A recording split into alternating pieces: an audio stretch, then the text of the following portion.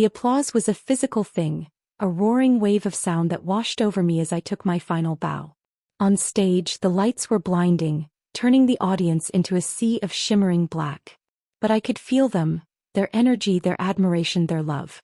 For 2 hours I had been Giselle, a peasant girl character betrayed by love, dancing herself to death.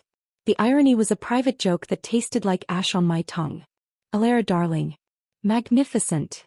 Sergei, the company's artistic director, engulfed me in a bear hug smelling of stale coffee and expensive cologne. The elevation. The emotion. They adored you.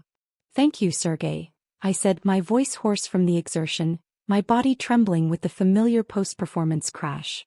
This was my life. Alara Vance, prima ballerina of the New York City Ballet.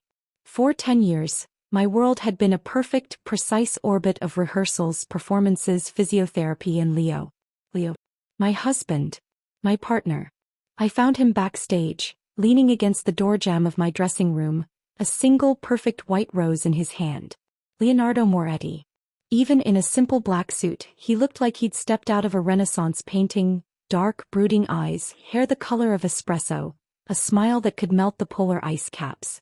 He was my rock, my biggest champion, the man who had held my hand through 2 torn ligaments and the devastating loss of the lead in Swan Lake 3 seasons ago.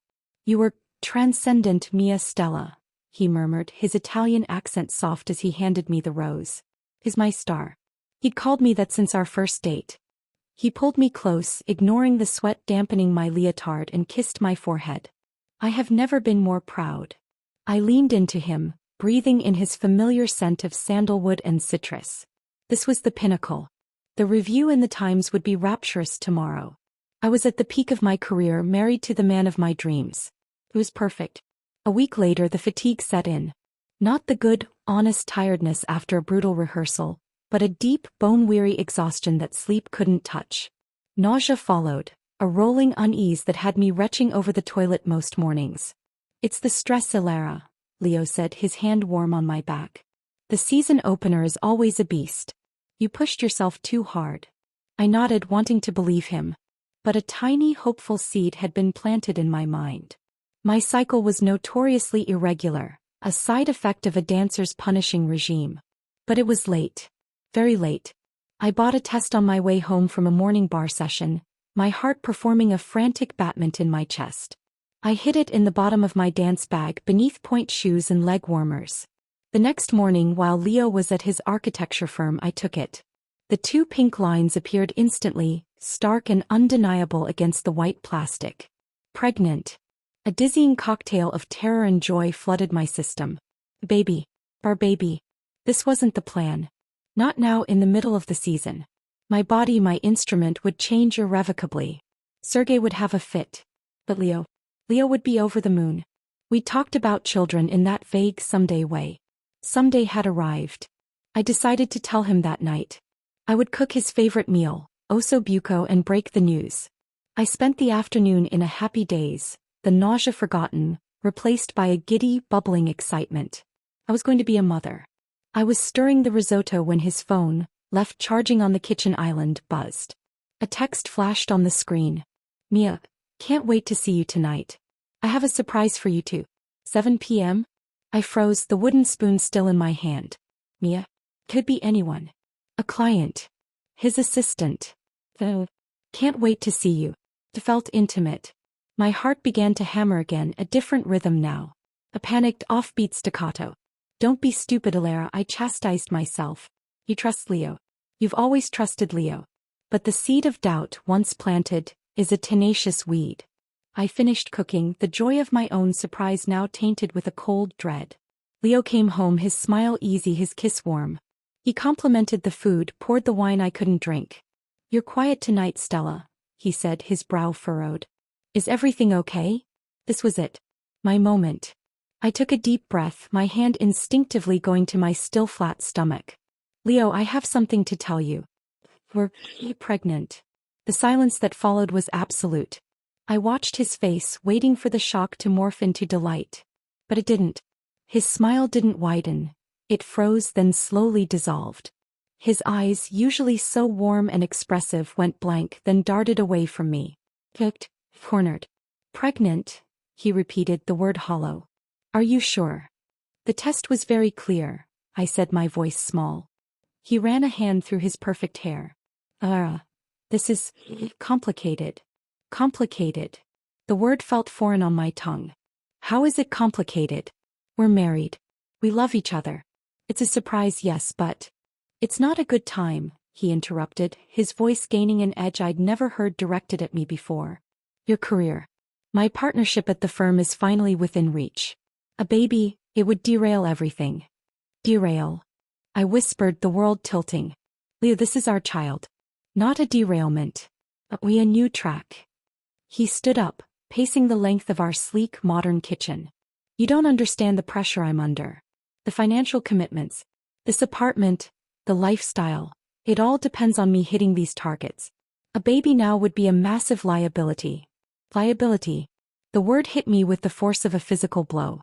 My joy shriveled and died, replaced by a cold, sickening realization. This wasn't the man I married. The man I married would have swept me into his arms, would have talked about names and nurseries. My mind, sharpened by years of discipline, connected the dots.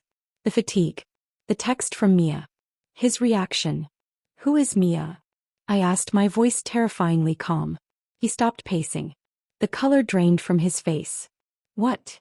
Mia. She texted you today. She can't wait to see you tonight. She has a surprise for you. The mask of the devoted husband shattered. What was left was a stranger. A panicked, angry man. You went through my phone? He was on the island. It lit up.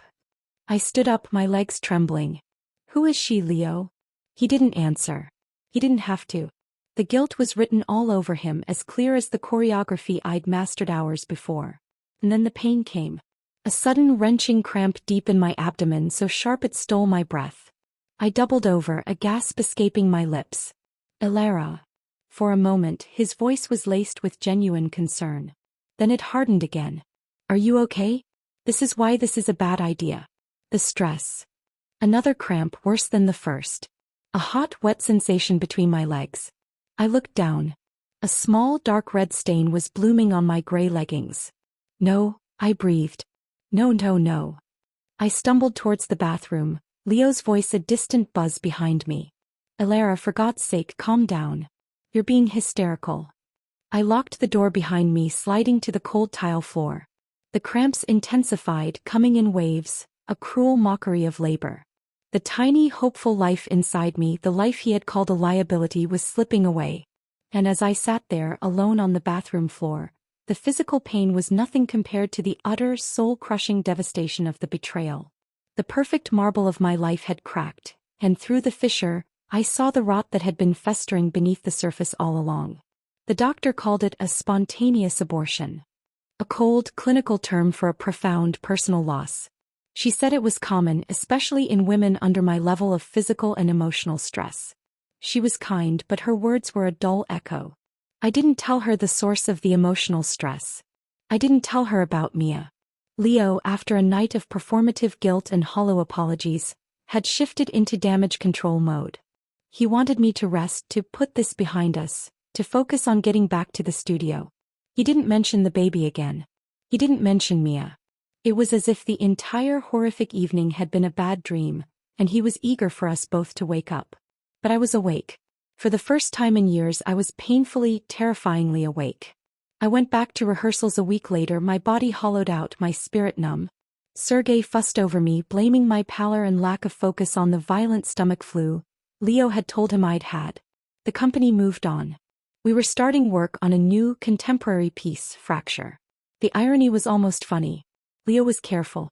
He was the model of concern, driving me to and from the studio, ensuring I ate. But his phone was now password protected, and he took calls in his study with the door closed. The man who had been my open book was now a fortress of secrets. I became a ghost in my own life.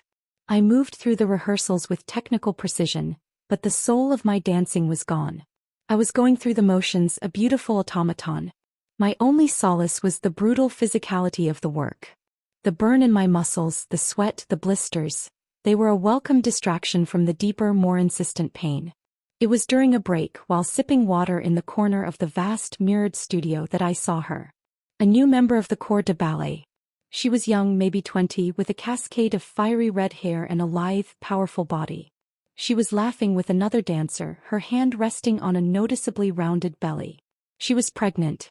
For maybe 5 months. The sight was a physical punch to my gut.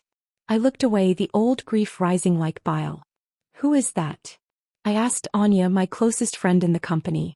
"Oh, that's Mia," Anya said, stretching her hamstring. "Mia Petrova. Sergey discovered her in Boston. He's good. Shame about the timing though. Pregnant before she even dances her first season. She'll be out for a year." Mia. The name echoed in my head, drowning out the piano's melody. Mia Petrova. The pieces of the puzzle, sharp and jagged, slammed into place. The text. The surprise. Leo's panic. It wasn't a client. It was a dancer. A young, beautiful, pregnant dancer. The world narrowed to a single burning point. Mia. I watched her throughout the rehearsal. The way she moved, the way she smiled, the unconscious protective way her hand would cradle her stomach. She was carrying Leo's child. The child he had chosen over ours. The child he was apparently willing to support while calling mine a liability. The rage that filled me was so pure, so white-hot, it was almost holy. It burned away the grief, the numbness, the shock. This was no longer just about betrayal. It was about war. I started my own rehearsals then in secret. The rehearsal of my revenge. I became a scholar of deception. I noted the times Leo was working late. I tracked Mia's schedule. I learned that she lived in a nice, but not extravagant apartment in Hell's Kitchen.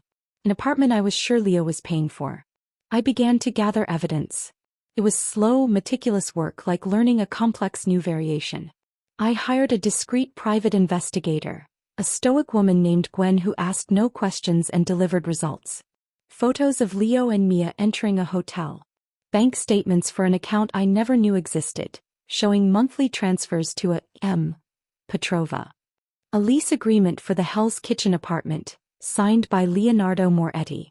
The most damning piece came from Gwen 2 weeks later. A birth certificate application filed by Mia Petrova. Father's name, Leonardo Moretti. The due date was just 3 months away. He had been with her for at least 6 months. While he was bringing me white roses and calling me his star, he was building a second life. I felt no more pain. Only a cold, clear purpose. Leo had taken my love, my trust, and my child. He would not take my future. The final piece of the puzzle fell into place during a company gala. It was a glittering affair, a sea of diamonds and black tie. I was on Leo's arm playing my part, a serene smile plastered on my face.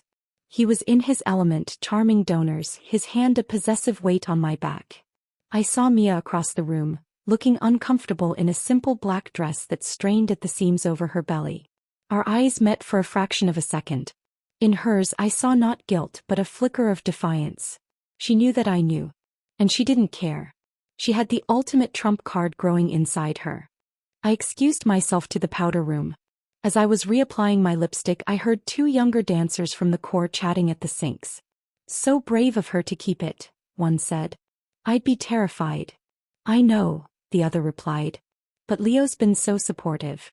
He's at all her doctor's appointments. He even told her to quit the company after the baby comes, that he'd take care of everything." The words were like a key turning in a lock. He's at all her doctor's appointments. I left the gala early, pleading a migraine. At home I went straight to Leo's study. I knew his password now, the date of his mother's birthday, which I'd discovered on a scanned document from Gwen. I logged into his computer and went straight to his email. I searched for Petrova, OB/GYN, appointment. And I found it. A confirmed appointment for the next morning at 10 a.m. with the Dr. Evans. The same Dr. Evans I had seen after my miscarriage. A plan, perfect and brutal, crystallized in my mind.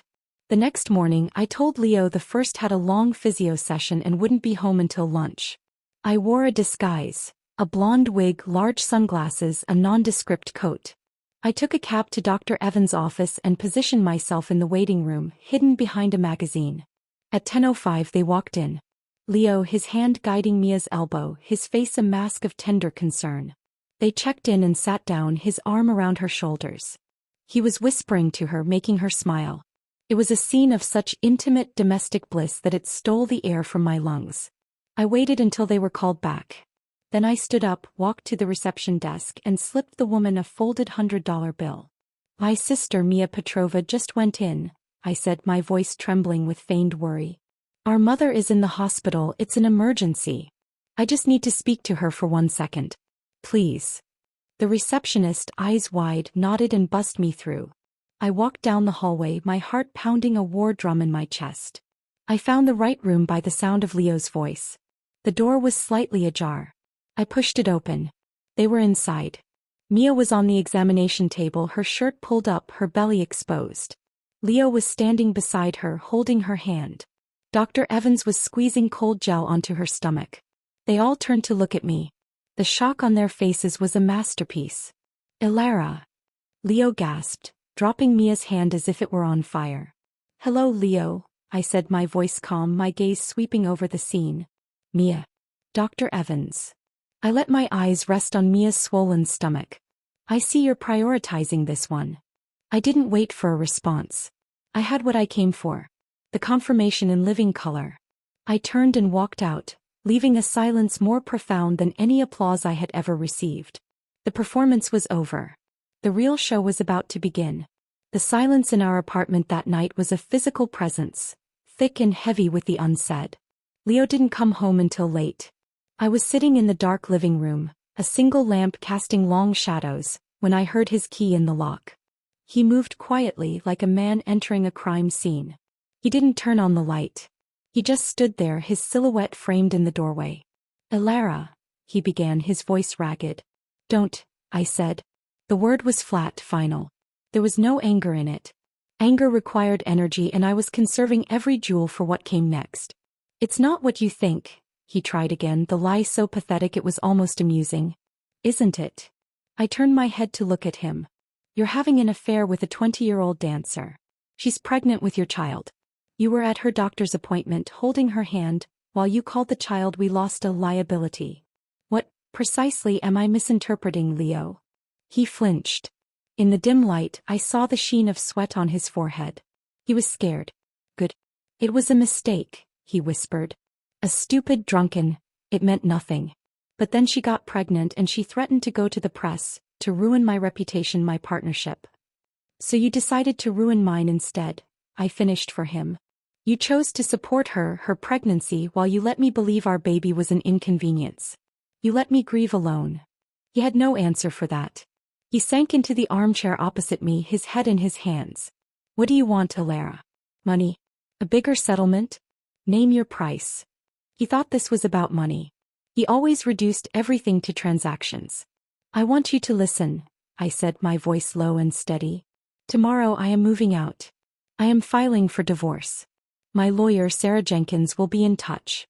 If you contest it, if you try to hide assets, if you so much as breathe a word of disagreement, I will release a file to the press that contains every text, every photo, every bank statement.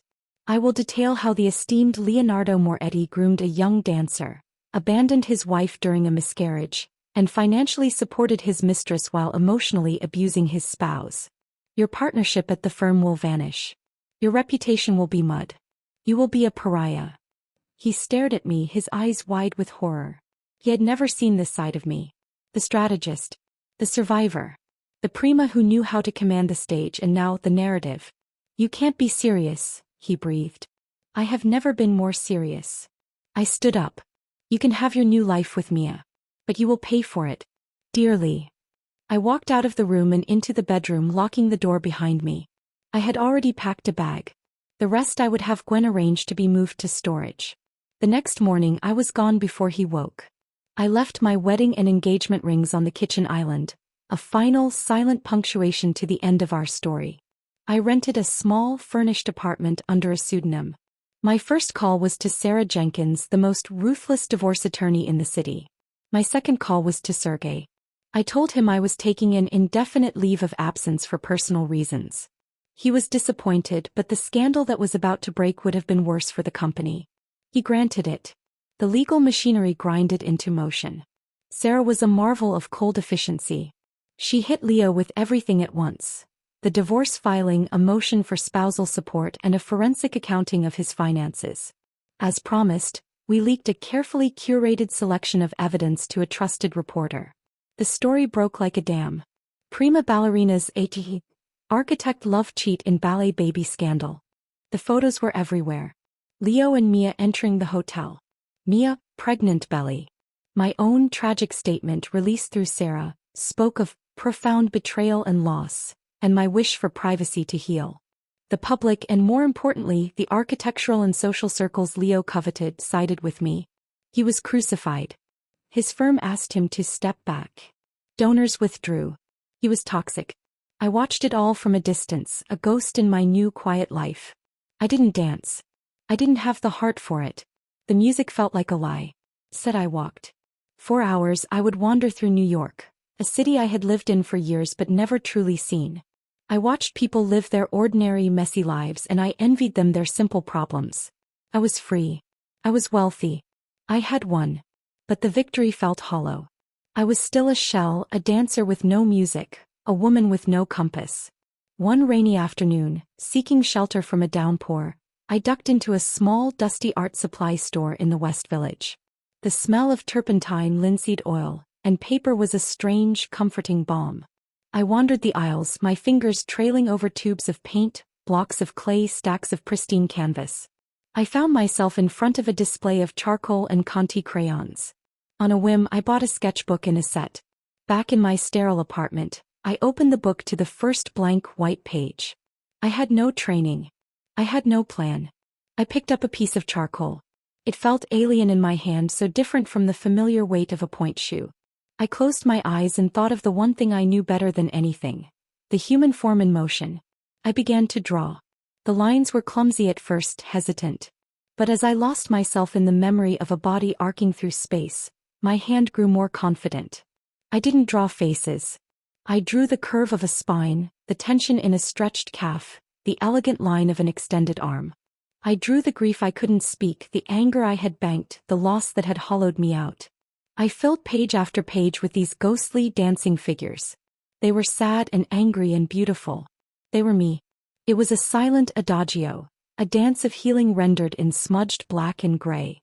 I wasn't Alara Vance, prima ballerina. I wasn't Leo Moretti's betrayed wife. I was just a woman with a piece of charcoal, trying to find her way back to her own body, to her own soul. The road was long and I had only taken the first trembling step. But for the first time since I'd seen those 2 pink lines, I was moving forward under my own power. The charcoal drawings became my sanctuary.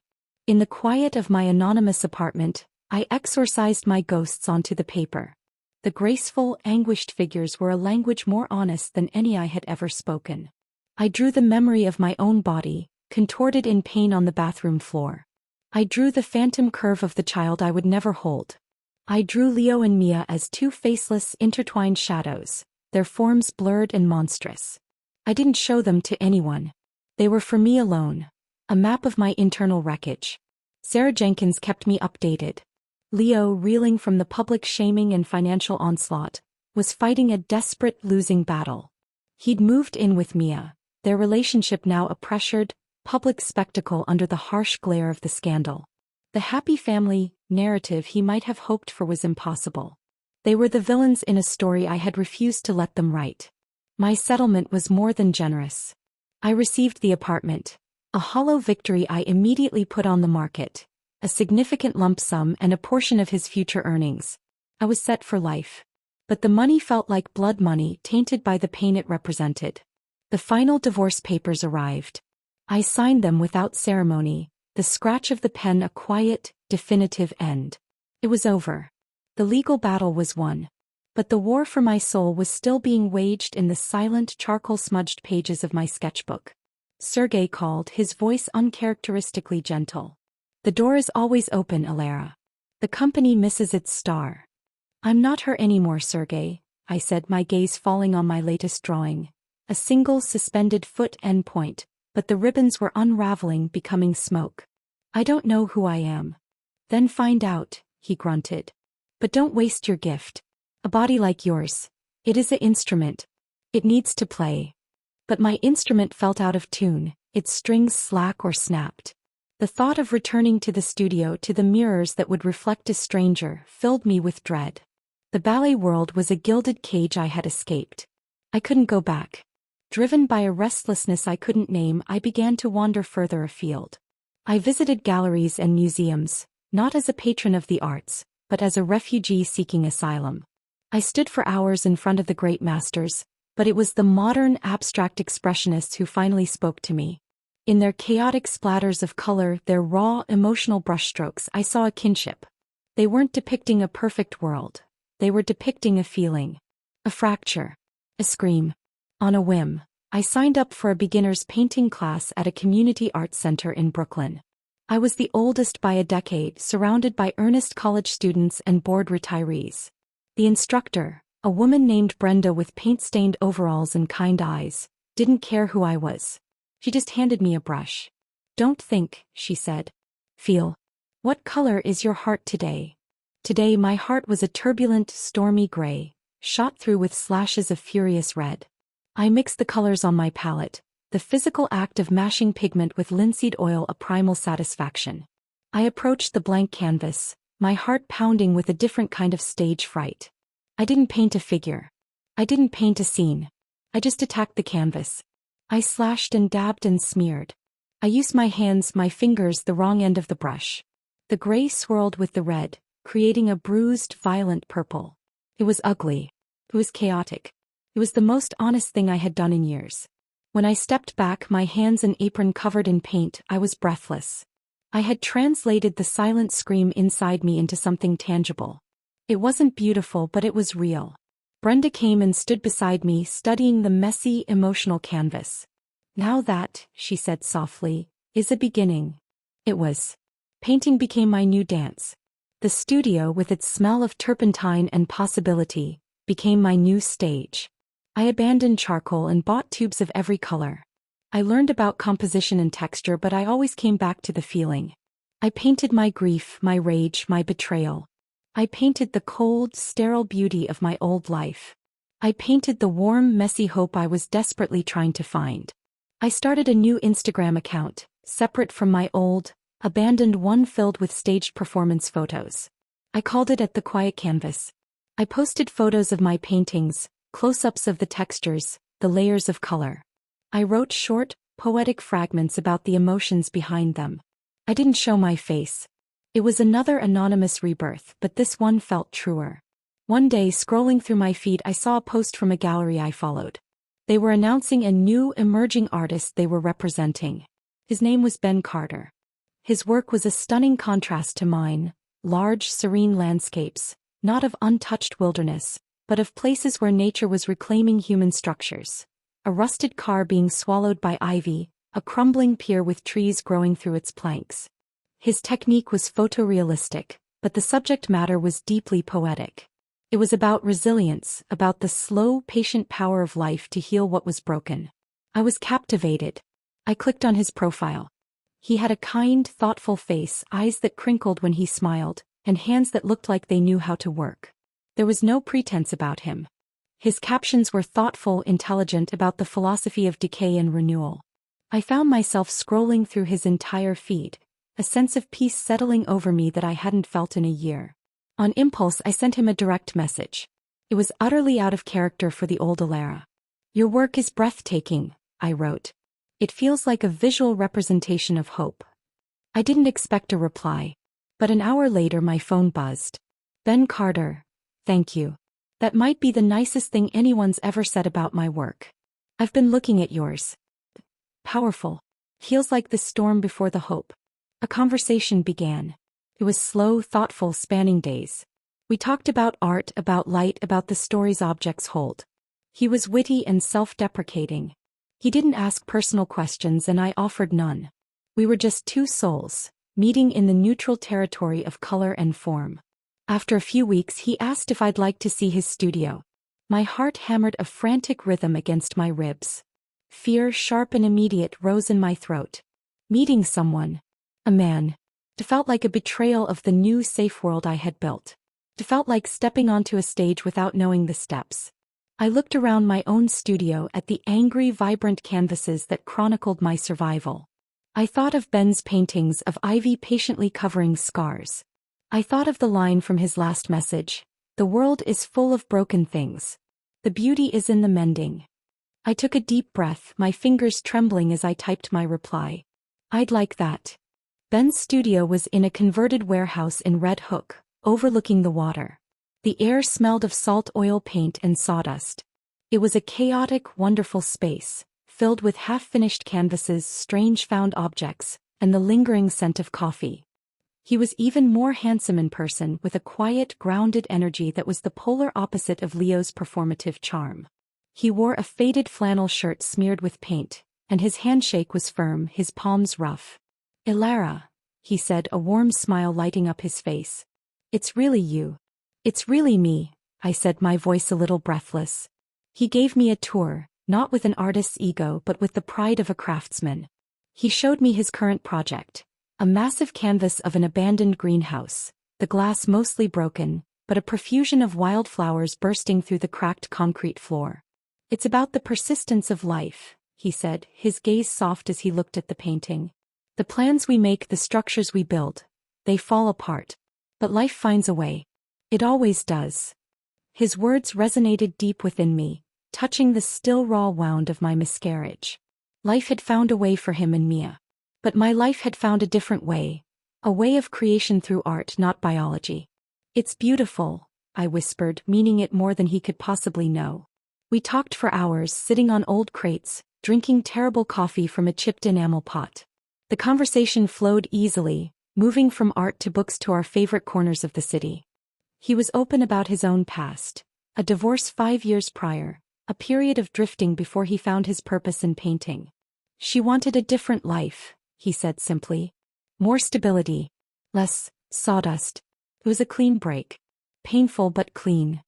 There was no bitterness in his voice, only a quiet acceptance that I found incredibly attractive. He had faced his own wreckage and had chosen to build something new from the rubble. He didn't press me for my story. But as the afternoon light faded, painting the studio in tones of gold and orange, I felt a sudden, overwhelming urge to tell him. Not the sordid tabloid version but the human one. The story of the woman behind the angry paintings. "My husband," I began, the word feeling foreign on my tongue, "had an affair with a young dancer. She got pregnant. Lost our baby. On the same day I found out." The words hung in the air between us, stark and simple. I watched his face, waiting for the pity, the awkwardness. But Ben just listened, his eyes holding mine with a deep, unwavering compassion. He didn't flinch. He didn't offer empty condolences. He just let the truth of it settle in the space between us. "I'm so sorry, Ilara," he said finally, his voice low and sincere. "For all of it. That's a lot of grief to carry." Tears I thought I'd long since cried filled my eyes. He saw it. Not as drama, not as weakness, but as a simple human response to profound pain. "Your paintings," he said gently. "They're your way of carrying it, aren't they? Of giving it a shape so it doesn't have to live only inside you." It was the most perceptive thing anyone had ever said to me. He saw my art not as a product but as a process. A lifeline. "Yes," I breathed the single word, a release. He reached out and tentatively covered my hand with his. His touch was warm, solid. It didn't feel like a claim or a demand. It felt like an anchor. "Thank you," he said, "for trusting me with that." That was the beginning. Our relationship unfolded like one of his paintings. Slowly, patiently, layer by layer. We started spending more time together. We visited galleries, went for long walks, cooked meals in his messy studio kitchen. It was all so normal. So wonderfully, blessedly ordinary. But then I learned to laugh again. A real, unforced laugh that started in my belly. I learned that trust wasn't a single grand leap, but a series of small, conscious choices. Letting him hold my hand. Telling him about a difficult memory. Sharing a silly thought. Each one was a daub of color on the fresh canvas of my life. He never compared me to anyone. He never made me feel broken. He saw the strength it had taken to survive and he admired it. He admired me. Months passed. The sharp edges of my pain softened, blurred by the gentle, consistent presence of this good man. My paintings began to change. The furious reds and bruised purples gave way to softer blues, to hints of green, to the warm gold of a late afternoon sun. I started a new series inspired by him, close-ups of repaired objects, a bowl fixed with gold lacquer, a torn canvas meticulously stitched. The art of kintsugi. the beauty in the mending. One evening we were on the roof of his warehouse, watching the lights of the city come on. I was wrapped in his arms, my back against his chest, his chin resting on my head. "I have a show coming up," he said softly. "In a small gallery in Chelsea. I was wondering if you'd let me include one of your pieces. The one of the stitched canvas." My breath caught. To show my work publicly with my name attached? It felt more exposing than any performance on stage. "But I don't know. Your work is ready, Alara," he said, his voice firm but kind. "And so are you. It's time. The world needs to see more than just the storm. It needs to see the healing too." I turned in his arms to look at him. In his eyes I saw not just love, but a profound belief in me. He saw the artist I was becoming and he wanted to champion her. I thought of my journey. From the perfect, controlled world of ballet, through the devastating crack of betrayal, into the chaotic catharsis of painting, and now to this moment of quiet, chosen love. I was no longer Alara Vance, the betrayed wife. I was no longer just a ghost or a quiet canvas. I was becoming whole. I looked at Ben, at the man who had shown me the beauty in broken things, and I smiled. "Hey," I said. "Let's do it." The gallery was a warm, intimate space with exposed brick walls and soft track lighting. The air hummed with the polite murmur of the art crowd. Collectors, critics, fellow artists. I stood in a corner, my heart performing a frantic petite battery against my ribs. I was wearing a simple, elegant black dress, a world away from my paint-stained overalls. It felt like a costume, but a costume I had chosen for myself. On the wall, surrounded by Ben's serene landscapes of renewal, was my painting. Kintsugi No. 1. It was a large canvas I had meticulously torn and then repaired with thick black thread, each stitch visible and deliberate. Through the tears, I had painted a sky of the most brilliant, hopeful dawn gold. It was my story. The brokenness, the repair, the light finding its way through the cracks. A small, discreet placard beside it read, "Alara Vance. Mixed media on canvas." My name. Out in the world again. Not as a headline but as an artist. Ben was across the room talking to a critic, but he caught my eye and gave me a small, reassuring nod. His belief was a steadying force. The first hour was a blur of handshakes and murmured compliments. People were drawn to my piece. They didn't know my history and I was grateful for that. They were responding to the art itself. Its texture, its metaphor, its quiet power. And then I saw them. They were standing just inside the entrance, as if hesitant to venture further into the room. Leo and Mia. He looked older, his shoulders slumped, his expensive suit unable to hide a new shabbiness. Mia stood beside him holding the hand of a toddler, a little boy with Leo's dark eyes. Lucas. He was beautiful. A cold wave of nausea washed over me. What were they doing here? This was my night, my sanctuary. Had he come to ruin this too? Leo's eyes scanned the room and found me. They widened in shock. He hadn't known. He hadn't connected Alara Vance, the painter, with his ex-wife.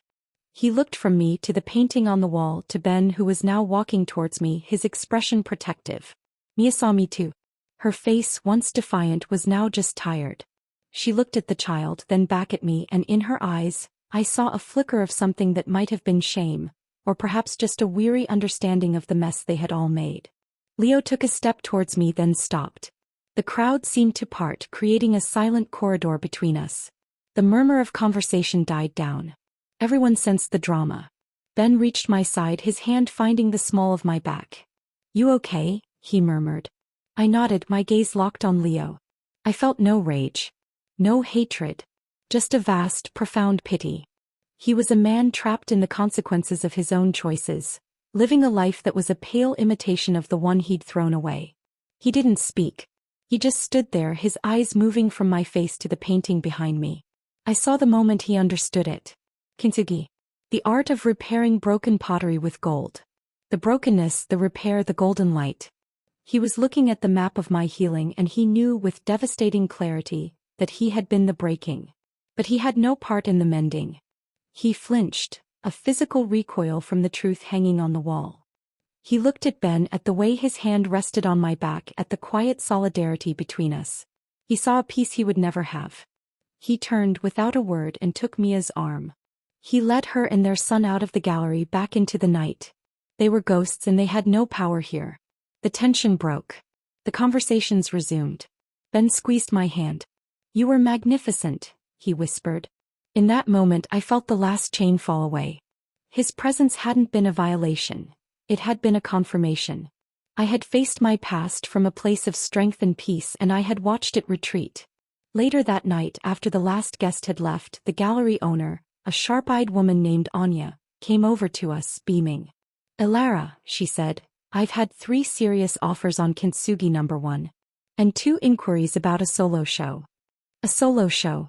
My own work filling a gallery. The thought was terrifying and exhilarating. Ben grinned, pulling me close. "I told you. The world is ready."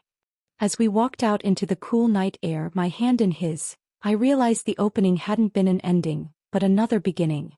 I had not only survived the scrutiny of the art world, I had been embraced by it. On my own terms. We walked towards the river, the city lights reflecting on the dark water. I was no longer the woman defined by a man's betrayal. I was an artist. I was loved. I was whole. I stopped walking and turned to Ben, pulling him into a kiss under the starless city sky.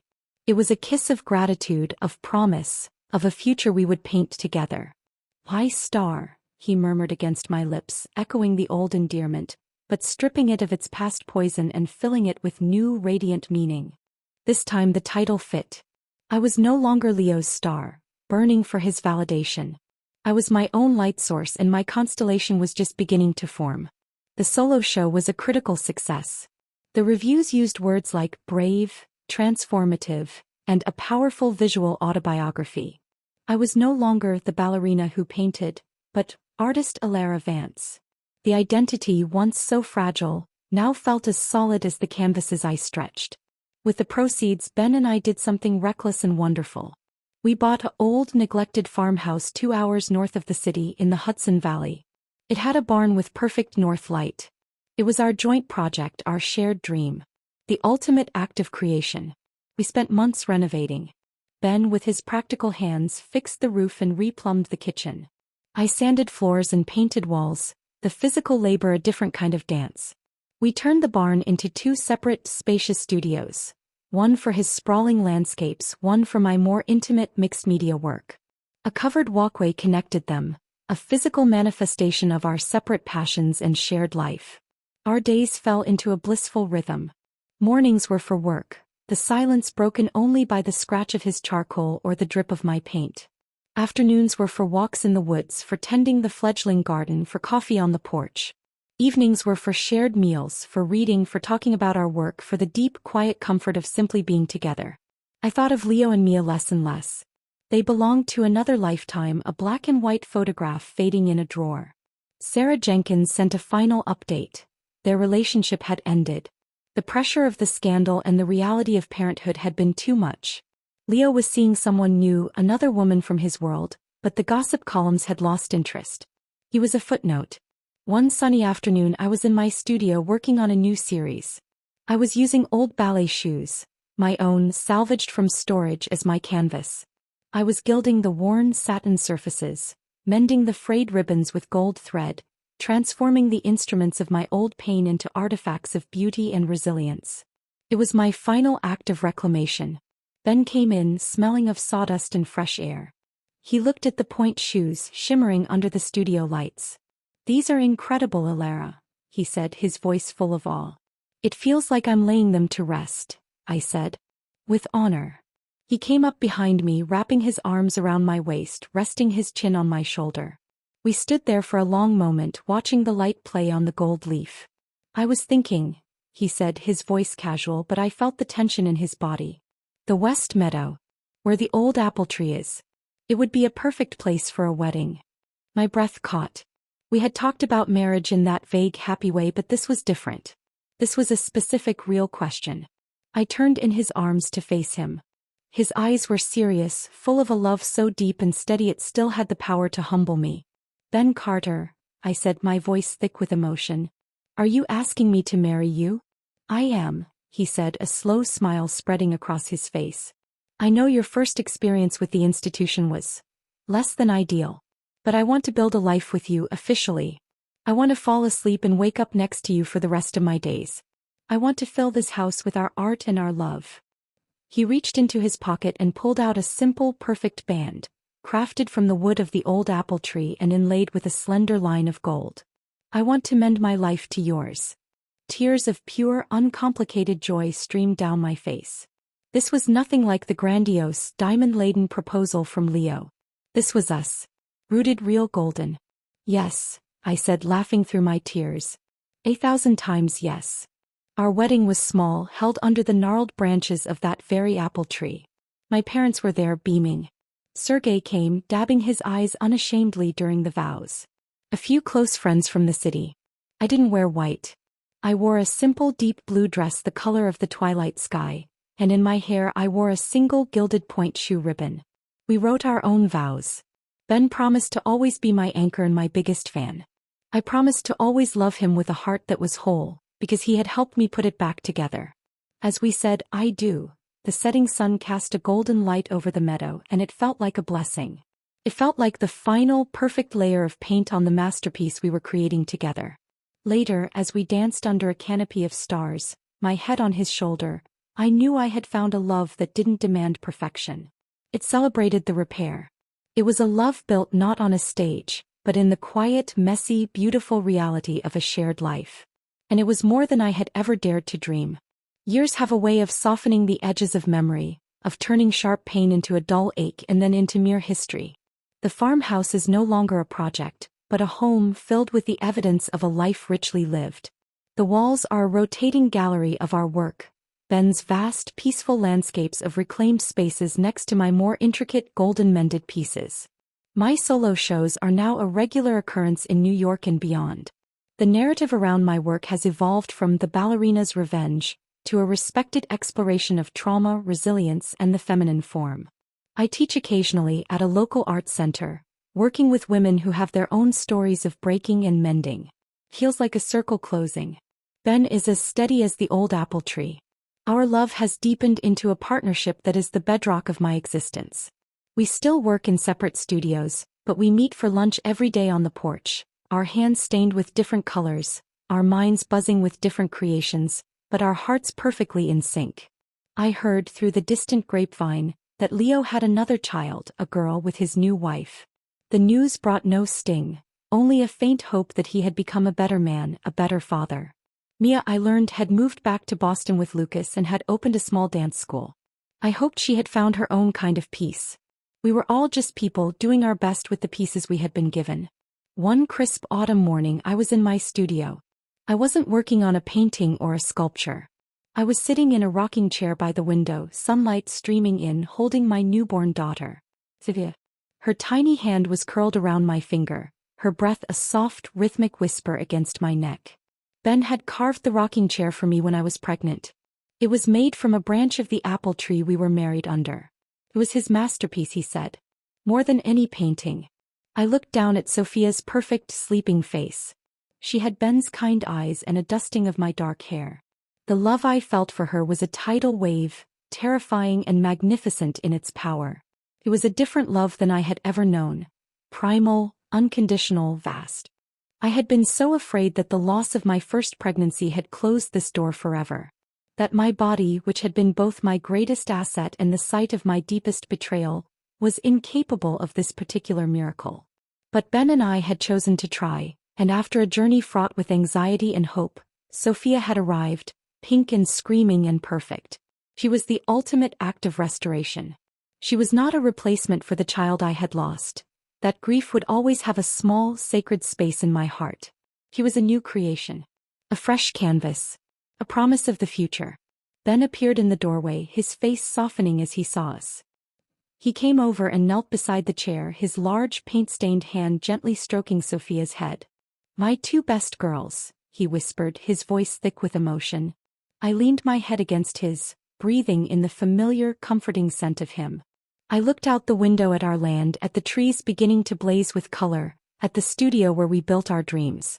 My life was not the one I had planned. It was not the perfect, pristine story of the prima ballerina. It was messy. It was richer. It was marked by cracks and repairs, by loss and profound gain. I had learned that a masterpiece isn't something flawless and untouched. A true masterpiece has history. It has depth. It has been broken and put back together with so much care and love that its repaired seams become its most beautiful feature. I kissed Sophia's downy head, then turned and kissed my husband. This, I thought, holding my daughter in the golden light of an autumn morning. This is my masterpiece. This messy, beautiful, golden mended life. And it was only just beginning. The end.